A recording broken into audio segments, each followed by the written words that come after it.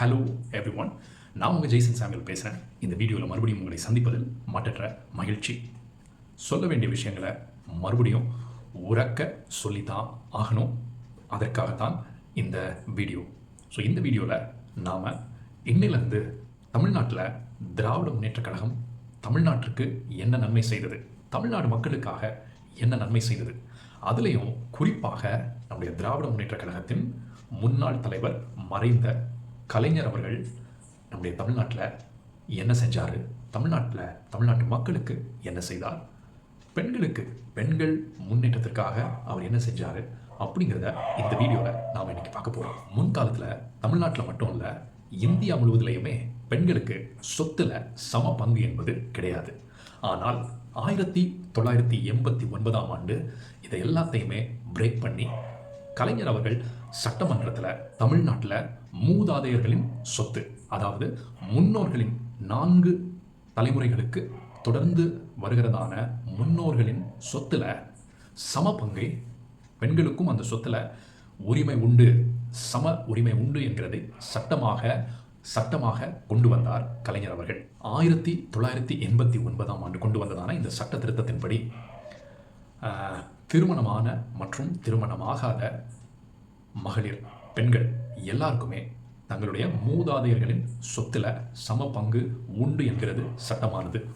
இந்த சட்டமானது தேசிய அளவில் கவனம் பெற்று 2005ஆம் ஆண்டு பாராளுமன்றத்திலையும் இந்திய அளவில் இதே சட்டமானது தமிழ்நாட்டை பின்பற்றி பாராளுமன்றத்தில் 2005ஆம் ஆண்டு ஹிந்து சக்சஷன் அமெண்ட்மெண்ட் ஆக்ட் 2005 இதன்படி மூதாதையரின், அதாவது முன்னோர்களின் சொத்துல சம பங்கானது பெண்களுக்கும் உண்டு என்கிறதான சட்டம் இந்தியா முழுவதும் சட்ட வடிவம் பெற்றது.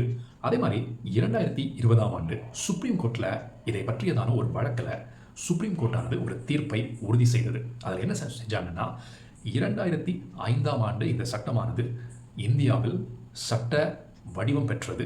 அதே மாதிரி 1989ஆம் ஆண்டு தமிழ்நாட்டில் இது சட்டமாக வடிவம் பெற்றது. ஒரு கேள்வி எழுந்தது என்னன்னா, 2005ஆம் ஆண்டுக்கு முன்னாலேயும் 1989ஆம் ஆண்டுக்கு முன்னாலேயும் பெண்களோட அப்பாக்கள் இறந்தாங்கன்னா அவங்களுக்கு அந்த சொத்துல சம பங்கு உண்டா?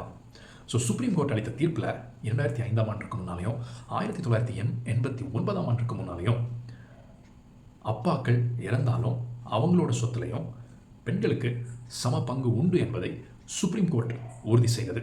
அதே மாதிரி 2023ஆம் ஆண்டு சென்னை உயர்நீதிமன்றமானது ட்ரைபல் கம்யூனிட்டிஸை சேர்ந்ததான பெண்களுக்கும் இந்த சட்டமானது மிகவும் பொருந்தும் அப்படிங்கிற ஒரு உறுதியையும் ஒரு சட்டத்திற்கான அந்த முன் வடிவையும் உறுதி செய்தது நம்முடைய சென்னை உயர்நீதிமன்றமும். இன்னைக்கு இந்தியா முழுவதற்கும் பெண்களுக்கான இந்த மூதாதையரின் சொத்துல சம பங்கு என்பதை முதலில் எடுத்துக்காட்டாக தமிழகத்திற்கு கொண்டு வந்து ஒரு சரித்திரத்தை படைத்தவர் திரு கலைஞர் அவர்கள்.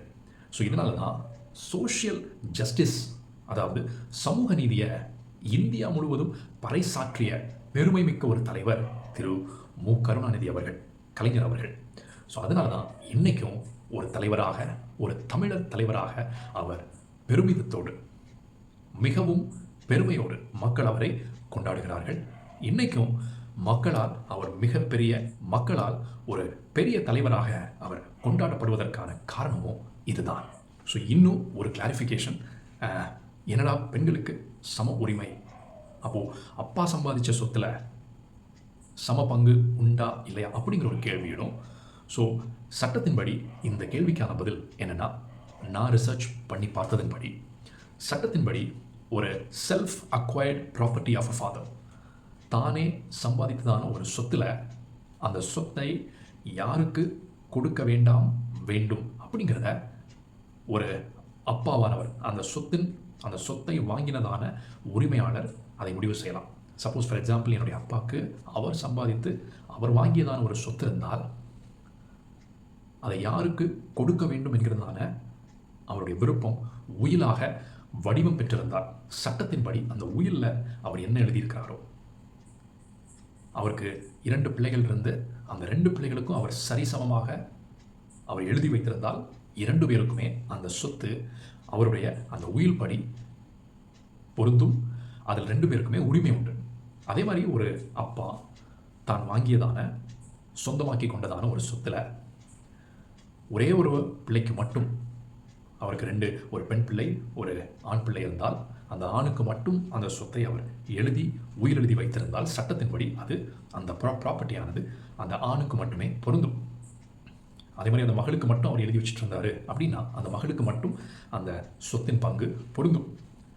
அதே மாதிரி அவர் எந்த உயிலும் எழுதி வைக்காம அவர் திடீரென இயற்கை எய்தினால் மரணம் அடைந்தால் அந்த அவர் வாங்கியதான சொத்தானது 2 பேருக்குமே, 2 பிள்ளைகள் இருந்தால் 2 பேருக்குமே அது பொருந்தும் சட்டத்தின்படி. இதுதான் சட்டம் சொல்கிறது.